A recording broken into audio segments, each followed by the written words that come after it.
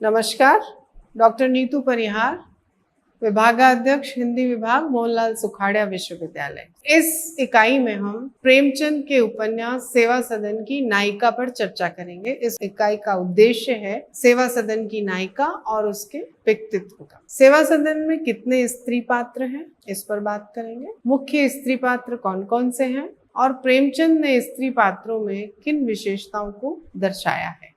इस इकाई में हम प्रेमचंद के उपन्यास सेवा सदन के पात्रों पर चर्चा करेंगे।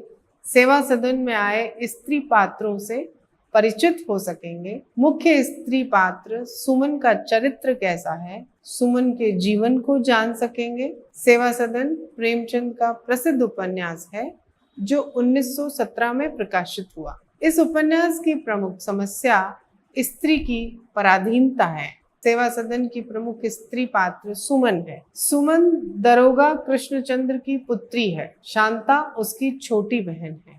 दरोगा जी अपनी पुत्रियों को बहुत प्रेम करते हैं और उन्होंने बहुत प्रेम से पाला है। सुमन बहुत ही सुंदर है, शिक्षित और सुशील लड़की है। उपन्यास में प्रेमचंद ने सुमन को मुग्ध, मनोहर कारिणी, अनुपम सौंदर्य की प्रतिमा बताया है। सुमन की मां गंगाजली, दरोगा की पत्नी, बेटियों को विवाह कर मुक्त हो जाना चाहती हैं, जबकि दारोगा जी अपनी बेटियों को पढ़ा लिखा कर समझदार बनाना चाहते हैं। वे उनकी विवाह की उम्र होने पर ही उनका विवाह करना चाहते हैं। वे चाहते हैं कि उनकी बेटियां पढ़ लिख कर समझदार बने, सुशील बने। वे सुमन का विवाह उसकी उम्र हो जाने पर ही उसके वर की तलाश शुरू करते हैं। दरोगा कृष्णचंद्र ने अपनी नौकरी बहुत ईमानदारी से की। वे दरोगा के पद पर रहते हुए भी कभी रिश्वत की ओर नहीं देखते। उन्होंने कभी रिश्वत नहीं ली। लेकिन जब वे अपने पुत्री सुमन के वर की तलाश के लिए निकलते हैं तो उन्हें जो लोग मिले वे सब दहेज मांगने वाले ही मिले। कोई 4000 तो कोई 5000 की मांग करता है। सुमन का विवाह किसी पढ़े लिखे से करने के लिए दरोगा अपने जीवन में पहली बार रिश्वत लेने की सोचते हैं, क्योंकि बिना रिश्वत लिए उन्हें अच्छे वर्ग का प्राप्त होना असंभव नजर आता है। जो जिंदगी भर ईमानदारी से रहे वही दरोगा जी अपने पिता के कर्तव्य का पालन करने के लिए, दहेज जुटाने के लिए रिश्वत लेते हैं। किंतु जिस व्यक्ति ने जीवन भर रिश्वत नहीं ली, जीवन भर चालाकी नहीं की,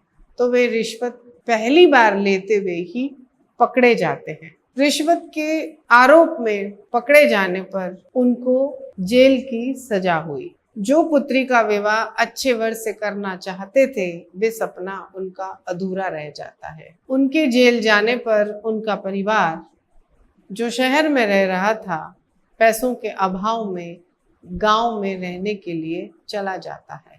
सुमन की मां अपने पीहर में जाकर रहना शुरू करती है और उनका भाई उनकी पुत्री के लिए एक विदुर अधेड़ व्यक्ति का रिश्ता लाता है जो महीने का 5 रुपया कमाता है।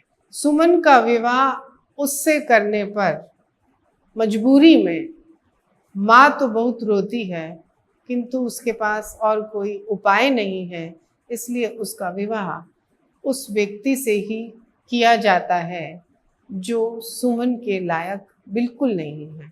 लड़का उम्र में सुमन से बहुत बड़ा है, कम पढ़ा लिखा है, साथ ही उनके विचारों में भी कोई समानता नहीं है। किंतु मजबूरी में और कोई रास्ता न देखकर सुमन की माँ इस विवाह के लिए दिल पर पत्थर रखकर राजी हो जाती है। सुमन का विवाह गजाधर पांडे से कर दिया जाता है। गजाधर पांडे उम्र में तो बड़ा है ही, किंतु व्यवहार से भी शक्की है। वह सुमन के चरित्र पर बार बार शक करता है और इस शक के कारण ही उसे एक दिन रात को घर से निकाल देता है। घर से निकल जाने पर सुमन न तो गजाधर पांडे के पैर पड़ती है, न ही वह गिड़गिड़ाती है। बल्कि वह अपने पति से कहती है कि हाँ, यूं क्यों कहा तुमने, तुम मुझे रखना नहीं चाहते, तुम साफ क्यों नहीं कहते हो कि तुम मुझे रखना नहीं चाहते, मेरे सिर पर पाप क्यों लगाते हो, यानी मेरे चरित्र पर संदेह कर मुझे पाप का भागीदार क्यों बनाते हो। क्या तुम ही मेरे अन्नदाता हो, जहां मजूरी करूंगी वहीं पेट भरूंगी। इस संवाद से भी हम जान सकते हैं कि सुमन कितनी स्वाभिमानी व्यक्तित्व की धनी है। वह गिड़गिड़ा कर पति के सामने उसके पैर पड़कर माफी नहीं मांगती, क्योंकि जो दोष उसने किया ही नहीं, जिस जुर्म को उसने किया ही नहीं, उसकी सजा उसे मिल रही है, किंतु वह उसे माफी नहीं मांगती।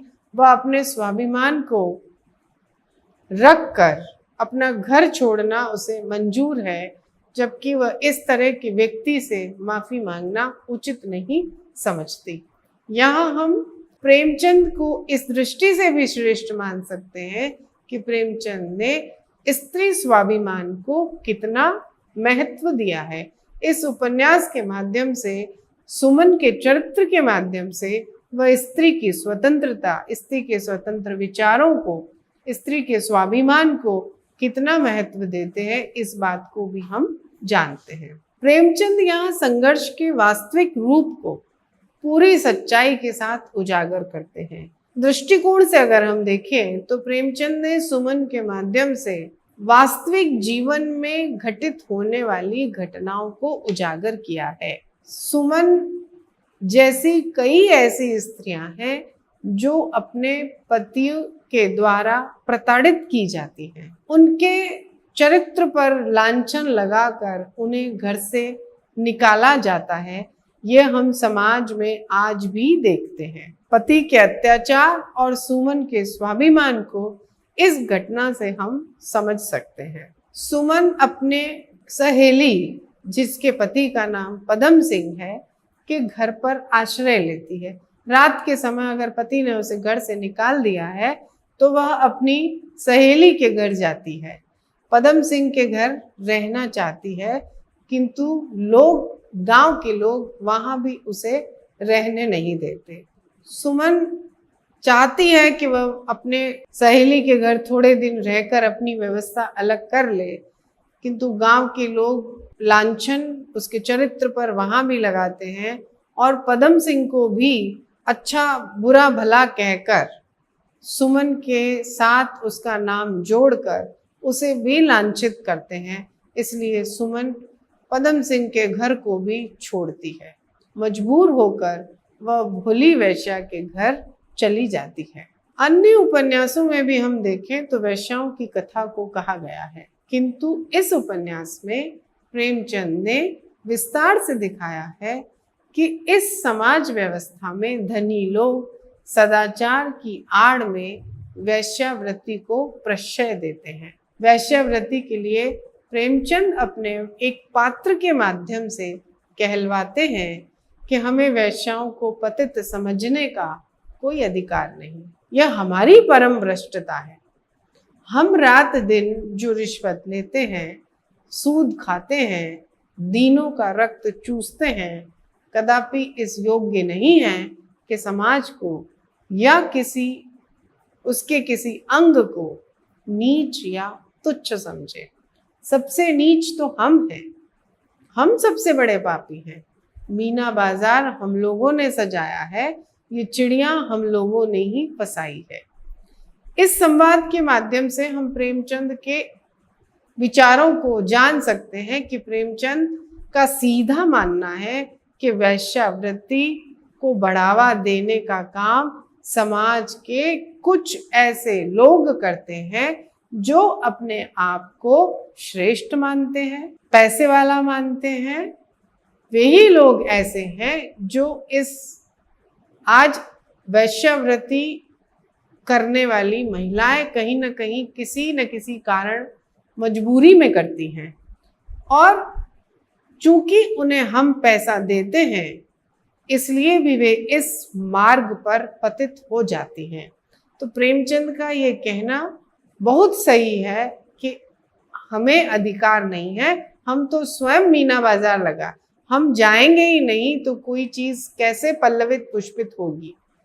चूंकि हम वहां जाते हैं इसलिए वो मीना बाजार सजता है, इस बात पर हमें विशेष ध्यान देना चाहिए। सुमन के जीवन के संदर्भ में आर्थिक उत्पीड़न के साथ साथ दहेज की समस्या भी दिखाई देती है। ऊपरी तौर पर दहेज का विरोध करने वाले दहेज बिना आगे नहीं बढ़ते, यानी जो समाज में रहकर बड़ी बड़ी बात करते हैं कि हम दहेज के विरोधी हैं, हम दहेज नहीं लेना चाहते, वे सिर्फ दिखावा करते हैं। जब उनके घर में आप रिश्ता लेके जाएंगे तब वह ऐसी ऐसी बातें करते हैं कि हमने अपने बच्चे को पढ़ाया लिखाया, इसकी परवरिश पर खर्च किया, इसकी नौकरी पर हमने खर्च किया, इसकी पढ़ाई करवाने पर खर्च किया, तो वो सारा खर्च वह उस लड़की के पिता से लेना चाहते हैं जो वहां अपनी पुत्री का हाथ लेकर आया है। दरोगा कृष्णचंद्र भी दहेज मांगने वाले को जब अपनी पुत्री का हाथ लेकर जगह जगह गए, वहां लोगों ने उन्हें तरह तरह से दहेज मांग कर, अपनी मांग को बताकर प्रताड़ित किया। एक व्यक्ति, यहाँ मैं उस संवाद को प्रस्तुत करती हूँ जो प्रेमचंद ने यहाँ कहा है। दरोगा कृष्णचंद्र से दहेज मांगने वाले अपनी बात को इस तरह कहते हैं कि मैं स्वयं इस कुप्रथा का जानी दुश्मन हूँ, लेकिन क्या करूं, अभी पिछले साल लड़की का विवाह किया, 2000 रुपए केवल दहेज देने पड़े और 2000 और खाने पीने में खर्च करने पड़े। आप ही कहिए यह कमी कैसे पूरी हो। अर्थात जो अपनी बेटी के विवाह में दहेज दे चुका है, जो विवाह में खर्च कर चुका है, वह सारा खर्च वह अपने पुत्र के विवाह में वापस प्राप्त करना चाहता है। इस संकीर्ण मानसिकता को प्रेमचंद ने सेवा सदन उपन्यास के माध्यम से दिखाने का प्रयास किया है। यही कारण था, ये दहेज मांगने वालों के कारण ही कृष्णचंद्र को बेईमानी की राह पकड़नी पड़ी। सुमन के अनमेल विवाह और गरीबी ने उसे सुखी नहीं रहने दिया। वह चाहती थी अपनी जिंदगी सुख से बिताए, किंतु गजादर से उसका विवाह, जो उम्र में बड़ा है, शक करने वाला है और गरीब है, 5 रुपए महीने का कमाता है, लेकिन सुमन के प्रति न तो वह प्रेम रखता है न उसके विचारों का सम्मान रखता है।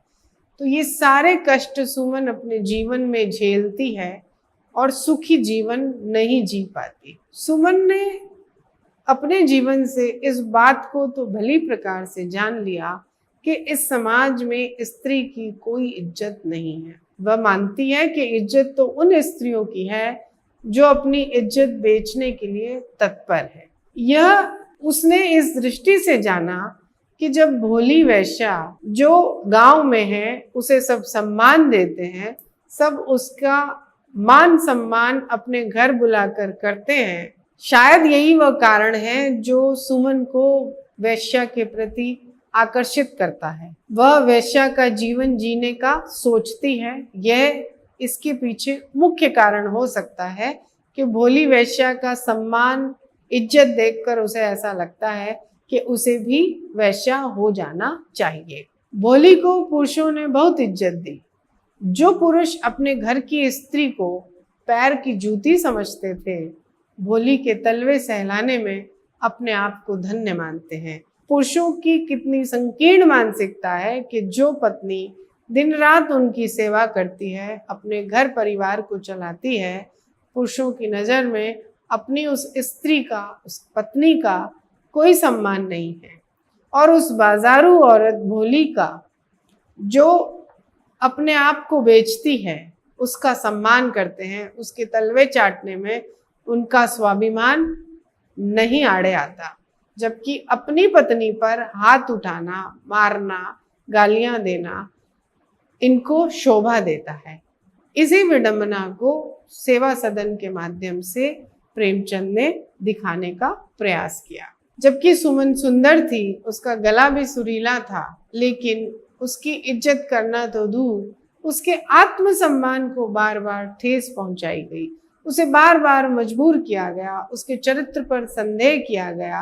ये कारण ही रहे, इसलिए उसने भोली के पास जाकर अपने जीवन को ज्यादा उचित समझा कि वह भोली के साथ रहकर अपने जीवन का यापन कर ले। सुमन को लगता है कि भोली का सम्मान इसलिए होता है कि वह स्वाधीन है, उसके पैरों में कोई बेड़ियां नहीं है। प्रेमचंद ने नारी की पराधीनता और वैश्यावृत्ति को इस उपन्यास में बहुत तीखेपन के साथ बार बार पाठक के सामने उभारा है। समाज सुधारक विठल दास जब सुमन से वैश्यावृत्ति छोड़ने के लिए समझाते हैं और उसे कहते हैं कि तुम्हारा कितना सम्मान था, कितना आदर था, तब सुमन उन्हें जवाब देती है कि महाशय, मेरा तो यह अनुभव है कि जितना आदर मेरा अब हो रहा है उसका शतांश भी तब नहीं होता था। अगर तब सम्मान हुआ होता तो क्या सुमन वैश्या बनती? उसके पति ने उसे रात को घर से न निकाला होता तब क्या सुमन वैश्या बनती? ये कारण है जो विठल दास सुमन से कह रहे हैं। ये उस समय सुमन की मदद करते तो क्या सुमन वैश्या बनती? इस सबको भी हमें विचार करना चाहिए। सुमन कुशाग्र बुद्धि थी, इसमें कोई संदेह नहीं कि सुमन बुद्धिमानी स्त्री थी, मनुष्य के चरित्र को अच्छी तरह से समझती थी। वह अन्याय का विरोध करती थी। अन्याय का विरोध करती है इसीलिए वह पति के सामने गिड़गिड़ाती नहीं, उसे माफी नहीं मांगती, उसे अपने घर में रखने के लिए बार बार गिड़गिड़ाती उसके सामने नहीं है कि तुम मुझे घर से मत निकालो। उसका स्वाभिमानी स्वभाव ही उसे रात को घर छोड़ने पर मजबूर कर देता है। सुमन अपने पति को साधु वेश में देखकर और पति द्वारा पश्चाताप कर माफी मांगने पर वह उनसे कहती है कि यह उसके कर्मों का फल है। यानी उसका दिल इतना बड़ा भी है कि जिस पति ने उसे रात को घर से बाहर निकाल दिया था और बाद में जीवन में जब उसे पश्चाताप हुआ तो वह साधु का वेश धारण कर लेता है। और कभी एक बार जब सुमन आत्महत्या करने का प्रयास करती है और वहीं सरोवर के पास उसे उसका पति गजाधर साधु वेश में मिल जाता है, उसे माफी मांगता है। वो कहता है कि तुम्हारे इस सारे जीवन के दुख का कारण मैं हूँ। तब वह उसे कहती है कि नहीं, ये तुम इसका कारण नहीं हो, इसका कारण मेरे स्वयं के कर्मों का फल है। गजाधर के जीवन के महत्व के बारे में जब गजाधर उसे जीवन के महत्व को समझाता है, जब वो आत्महत्या करने चाहती है और गजाधर के मिलने पर गजाधर उसे उसके जीवन के बारे में, जीवन के मूल्य को जब बताता है तो वह कहता है कि अब तक तो तुम अपने लिए जी रही थी, तुम ऐसा क्यों नहीं करती कि तुम दूसरों के लिए अपने जीवन का यापन करो। यह बात कहीं ना कहीं सुमन के मन को ठीक लगी, उचित लगी थी, या ये बात ही सुमन के जीवन को नई दिशा देती है। ये वाक्य सुमन के जीवन को नई दिशा देता है और सुमन सेवा सदन में रहने वाले अवैध बच्चों की शिक्षा देने का काम संभाल कर अपने जीवन को, अपने जीवन के बाकी बचे हुए समय को सेवा में समर्पित कर देती है। सुमन भारतीय नारी के लिए यह संदेश भी छोड़ती है कि जिंदगी कांटों से भरी है, जिंदगी मुश्किलों से भरी है, जिंदगी में बहुत सारा संघर्ष होगा, बहुत समय भी खराब हो सकता है, किंतु हमें संघर्ष और प्रयासों द्वारा नई और खुशहाल जिंदगी की पहल करनी चाहिए। सुमन का चरित्र जो है, प्रेमचंद ने सुमन की सारे जीवन की समस्याओं को बताकर, यथार्थ को प्रदर्शित कर अंत में वह एक आदर्श की स्थापना करते हैं कि सुमन सेवा सदन में सेवा के लिए रहकर अपना बाकी जीवन व्यतीत करती है। इसलिए भी हम प्रेमचंद को, प्रेमचंद के उपन्यासों को यथार्थोन्मुखी आदर्शवादी उपन्यास कहते हैं, कह सकते हैं। प्रेमचंद का सेवा सदन उपन्यास स्त्री की पराधीनता को बताने वाला हिंदी साहित्य में विशेष स्थान रखता है। सेवा सदन उपन्यास की नायिका के माध्यम से प्रेमचंद ने तात्कालिक समाज में स्त्री की स्थिति को, स्त्री के चरित्र को बताने का प्रयास किया है। धन्यवाद। आप अगली क्लास में किसी अन्य विषय पर फिर से प्रेमचंद के बारे में जान सकेंगे।